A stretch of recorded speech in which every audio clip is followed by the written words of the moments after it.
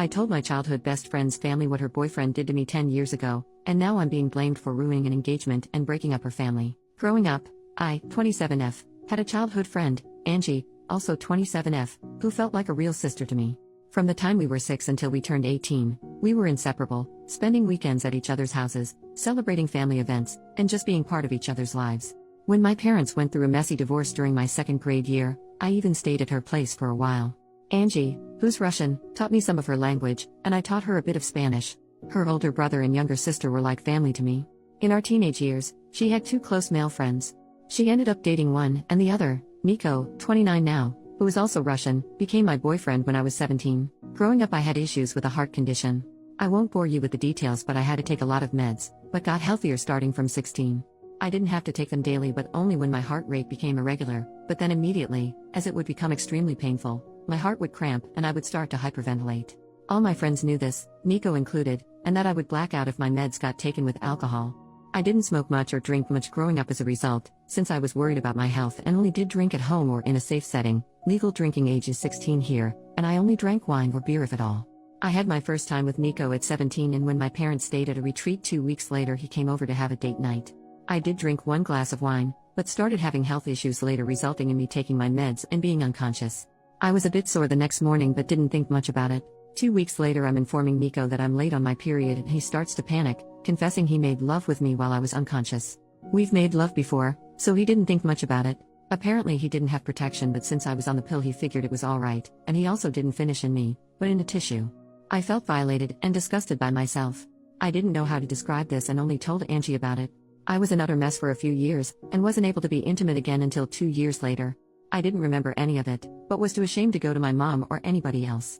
I didn't think of it as SA back then. I was too young to really understand what and how I was violated, and Angie told me it's alright, I should break up if I feel bad about it, but we were in a relationship, and we were intimate before. I broke up with him the following day, and apparently he cried about his broken heart to her. As Nico and Angie were close and hanging out together a lot, they started dating a few months afterwards, and I had to see him every time when visiting her. I told her I'm not able to see him, but she didn't understand where I'm coming from. The contact stopped and we haven't texted or seen each other in years. I still followed her and her family and saw that her brother is expecting his first child. As I was extremely close with her family, I just commented on the Instagram post expressing my gratitude when he reached out to me. I missed his wedding, but he wanted to ask if I would be interested in joining the baby shower, as it's been years and we've been extremely close before. He told me I was like a third little sister. I just asked if Nico will be attending as well, as Angie and him have been dating for 9 years now, and he said yes. I didn't elaborate much but just expressed that I'll send a small present, but won't be attending. He kept on pestering me what exactly happened all those years ago and why I'm not in their lives anymore. Angie told her family I'm not able to see her with an ex of mine, but her brother thought there's more behind it. This is when I think I could be the jerk. I told him the truth about what happened back then. And while I didn't know it at 17, I know now that this was SA and I named it as such. I didn't receive any message back from him, but a few days later Angie reached out to me. She was furious. Nico had planned to propose during the baby shower, but Angie's brother is against it now, having learned why I stopped the contact. She loves Nico and will stay with him, but by doing so, her brother said she is no longer a part of his life, as he doesn't want his little baby girl in the same family as a rapist. Since then I've been getting messages from old school acquaintances, telling me I should have ignored it, and not told anybody. Since I didn't speak up back then, I lost the right to do so now, and am a horrible person for ruining somebody's life over some stuff he did 10 years ago when he himself was a child as well. Should I have just stayed quiet and not spoke up about this? First update, 10 days later. First of all, I am immensely thankful for all the people who took the time to not only read through my story, but also comment. It gave me a little bit of hope of compassion for victims of SA and also the courage to not cave to the backlash I received. Mental update, reading all the messages defending my choices on speaking up made me realize how insecure I was on what I am allowed to do and how much I was trying to make it right to other people besides myself. This especially included Nico and Angie. All of you are right. If Nico had changed, he would have apologized, reached out, or tried to make amends in some way, either when word got to him from his brother-in-law or at some earlier point in his life.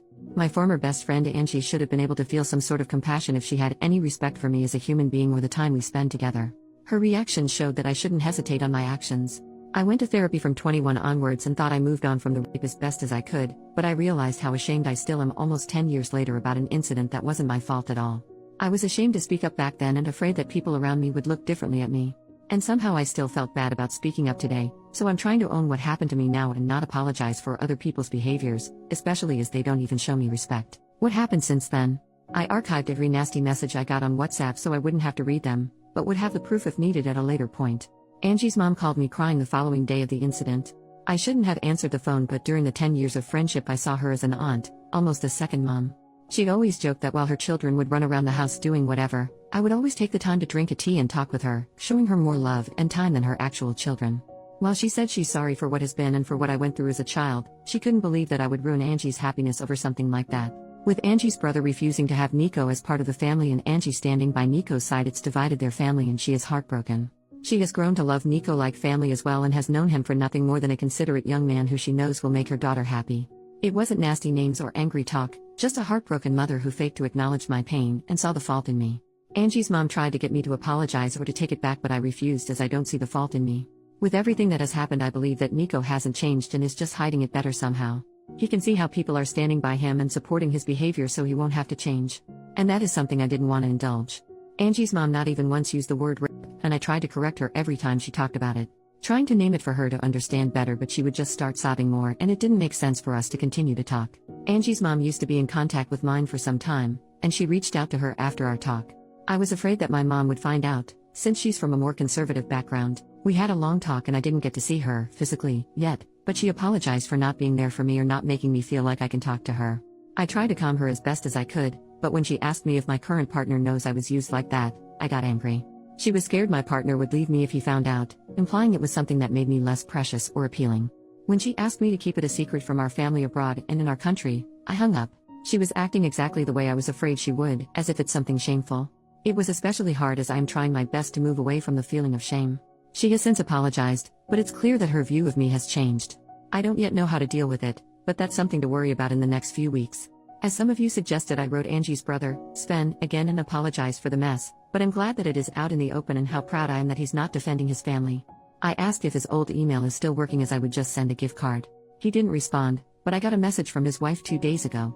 She thanked me for speaking up and informing them about Nico. There were apparently a few moments that made her uncomfortable, some jokes Nico made, and in retrospective she can see why. Sven apparently informed her the moment he got my initial text, and both of them have since seen Angie but not Nico. She refuses to be in the same room or house as him, and same goes to their unborn daughter. Sven and Angie's mom has been at their place multiple times to beg to forgive Nico, and Sven caved a little. Angie and Nico will get married, Sven will attend but his wife will not. He is allowed in the family but not in contact with either Sven's wife or daughter. Those restrictions are not for Angie. Sven was suffering trying to ease his mother's worries and is not able to take a stand and cut them out completely. This is a compromise they made without his wife's approval, and she told me she's trying her best to cut them out of their life indefinitely. She wanted to move back, closer to her family as well, and thinks this is a perfect opportunity but isn't sure if she can follow through. His wife told me she's terribly sorry for all the issues that came my way and it has been a lot trying to handle the situation on their side. Sven knows it's not my fault but he doesn't want contact. It's hard for him to talk or see my name because even though he knows I'm not the guilty party, in some way I was the bearer or bad news and he sees me as the start of all this drama. She told me a few times that neither believe I'm the bad guy here, they just are tired with everything and it's just been extremely hard on them. That's all that has happened so far. I am frustrated about how everything came to be. It feels like Nico will just continue with his life without having to be remorseful. I didn't want him to suffer, but I think some part of me wanted to at least receive some kind of apology for all the suffering I went through afterwards.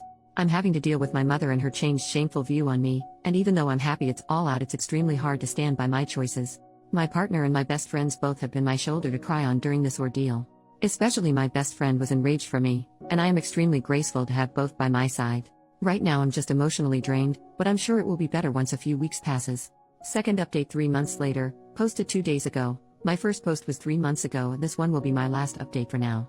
It is not a good one, but I sincerely wish to leave it all behind me. That includes distancing myself from this Reddit account. These posts helped me let go of my anger, similar to a journal, and I am grateful for all the people who are enraged with me. I hope to open it again someday, with a final happy update, but for now every little pop-up is a reminder of the anxiety I am still dealing with, and I do not have the energy to deal with this topic outside of my therapy anymore. I work in a very specialized field. To get the proper qualification it takes on average 6 to 8 years, bachelor, master and then state bar to be allowed to practice. While it is not very competitive, not a lot of people choose this profession, and it is highly sought after. My current company paid for my master's and my extensive course as preparation for the bar exam, and I have been doing well there. My HR department called on me 2 months ago. Apparently they have been getting a lot of outside calls from Angie's mother and other relatives, saying I am involved in Amy 2 scandal and being a liability for the company as I don't have issues ruining the lives of men. How they could imagine this could change anything I do not understand.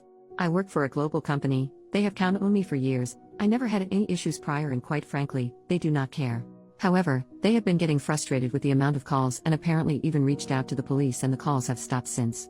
Nonetheless, they reached out to me to check on my mental well-being, offering to give me paid leave till it settles a little bit, and offering company paid therapy. Therapy is covered by my country's health insurance, but it is tricky to get one without waiting time. But I already had my old one on retainer and started going right after the incident. They made it clear that they invested a good amount of money in me and do not wish to lose me.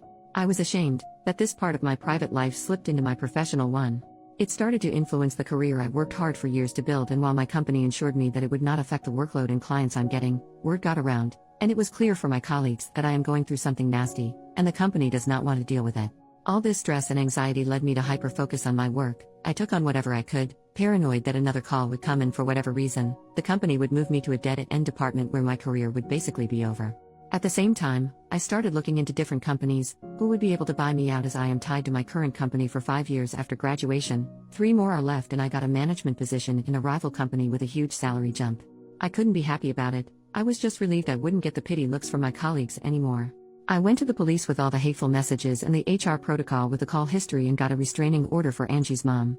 Should she contact my new company again, I have a public LinkedIn. It is needed for my job. At least I have some sort of proof that her words hold no meaning. I got asked if I want to pursue the essay but decided against it. It would open the whole ordeal again. I don't have proof, besides Nico and Angie not denying it, and quite honestly was afraid of what it would do to my career. I did keep contact with a good friend of mine who grew up in the same small town but moved away 5 or so years ago. As we share a Nintendo Switch online family account, so we tend to be in contact at least once a year for a short phone call when she has to send me the money for the subscription, and we just tend to make a phone call with updates out of it. Yesterday was one of those days and the whole Nico thing came up. While she didn't hear it directly, her mom is still living in the small town and reached out to her, asking if I'm alright. She expressed her disapproval about how everything came to be, as she was close with Angie back in the days as well, and remembered how close we were and how often we spend time together, like sisters. She updated me that 2 months ago Sven's baby girl was born, and while neither Nico or Angie were seen in any of the pictures or stories with the baby, a month ago Angie and Nico had engagement party. Both Sven, the baby, and his wife participated, and are in the family pictures. I remember how enraged Sven's wife was, and how she told me she herself felt uncomfortable with Sven. Now it is all forgotten and forgiven. Nico's parents own a few houses and gifted Angie and Nico a house close to their home, and Sven and his wife apparently bought a house in the same street. It is as if nothing happened at all. Listening to my friend telling me the updates, I'm honestly not sure if I should have asked her to not tell me anything. I just feel empty and betrayed. Not by Angie, she made her choice. Not by Sven, it is his sister, and at the end of the day when he asked me what happened and then didn't have the decency to answer me because he saw me as the one who ruined his family, it was clear that the truth didn't matter. Not by Sven's wife, who has a baby girl, an innocent daughter who she should protect as a mother, even thought she told me she would do her best to keep her daughter away from Nico, but just by life. I fought to have it all behind me, just to have this old wound ripped open again 3 months ago when Sven kept plastering me. I got hate messages, but knowing that maybe someone would be hesitant towards Nico when he showed strange behavior made me feel like maybe I did right. Maybe by speaking up I helped a girl out to not be SA'd. My own mother was ashamed of what happened to me, told me I was to keep it quiet so my family abroad wouldn't get to hear it, just for it all to be all good again for Nico. After everything that happened these last 3 months, I truly understand why victims of SA chose not to speak up.